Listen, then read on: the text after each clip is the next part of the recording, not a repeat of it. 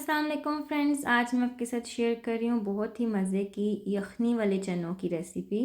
ख़ास तौर पर सर्दियों के मौसम में एक तो ये बनते बहुत अच्छे हैं और फिर बहुत मज़े के लगते हैं। मैं इसमें लैम्प की जो हड्डियाँ हैं उनका इस्तेमाल कर रही हूँ। वो मैंने कुछ थी मेरे पास तो मैंने अलग करके तो उनको अच्छी तरह से धो के तो फ्रीज़ कर लिया हुआ है। तो मैंने अब उनको निकाला है। तो इसमें आप देख सकते हैं कि ये हड्डियों का पैकेट है और प्याली में 2 बड़ी काली इलायचियाँ और 2-3 टुकड़े दालचीनी के, लौंग और काली साबुत मिर्चें। सिर्फ़ ये 4 चीज़ें मैंने ली हैं यखनी निकालने के लिए।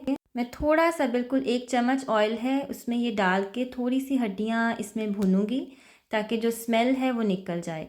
सबसे पहले तो मैं ये डाल के तो आंच तेज़ करके इसको ढक दूँगी ताकि एकदम से ज़रा वो थोड़ी-सी पिघल जाएँ और जब वो उनकी बर्फ़ पिघल जाएगी तो फिर थोड़ा-सा उनको फ्राई करके उसमें प्याज़ और 2-3 जुए लहसुन के डाल लें और फिर उसको अच्छी तरह से भून लें ताकि जो हड्डियों की स्मेल है वो यखनी में ना आए।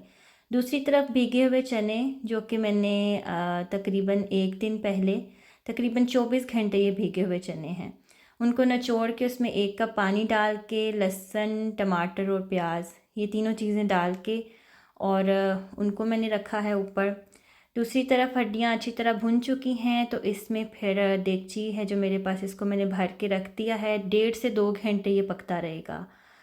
तो ये यखनी वहाँ पे ढक दी है पकने के लिए। वापस आते हैं चनों की तरफ। इसमें मैंने डाला है 1 चम्मच नमक का, बिल्कुल थोड़ी-सी सुर्ख मिर्च ताकि ये बच्चे भी आराम से जो इसका शोरबा बनेगा वो आराम से पी सकें क्योंकि सर्दियों में फिर उनके लिए बहुत मुफ़ीद है। और थोड़ी-सी मैंने इसमें डाली है हल्दी।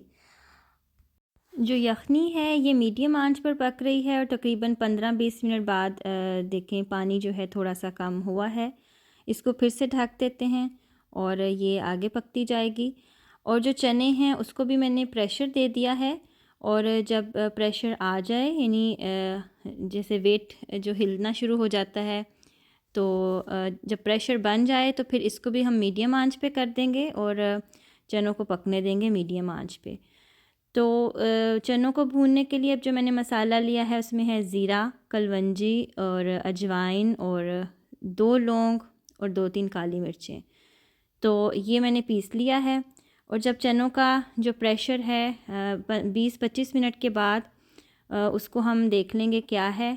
तो साथ-साथ यखनी की भी सिचुएशन मैं आपको दिखा रही हूँ कि वो भी पक रही है।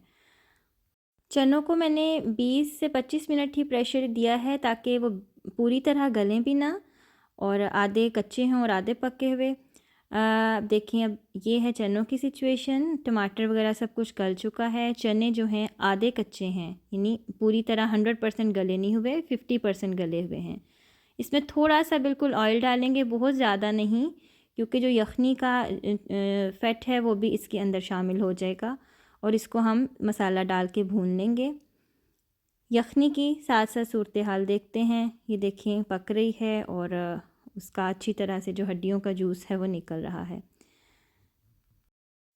चने भी मैं साथ में भून रही हूँ और ये मैंने आपको थोड़ा सा तोड़ के दिखाया है कि 100% गला हुआ नहीं है। चने भी भून जाएंगे और यखनी को पकते हुए भी तकरीबन 1.5 से ज़्यादा घंटा हो चुका है। तो जब यखनी का अच्छी तरह आपको लगे कि हो चुकी है तो फिर इसमें और तब तक चने भी भून जाएं तो इसमें मैं भून के तो शोरबा ऐड कर दूँगी।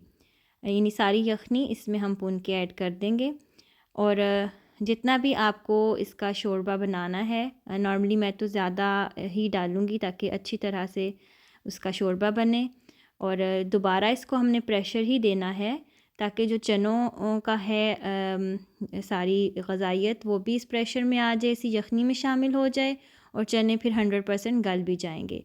इसीलिए पहले मैंने आधे चने पकाए थे।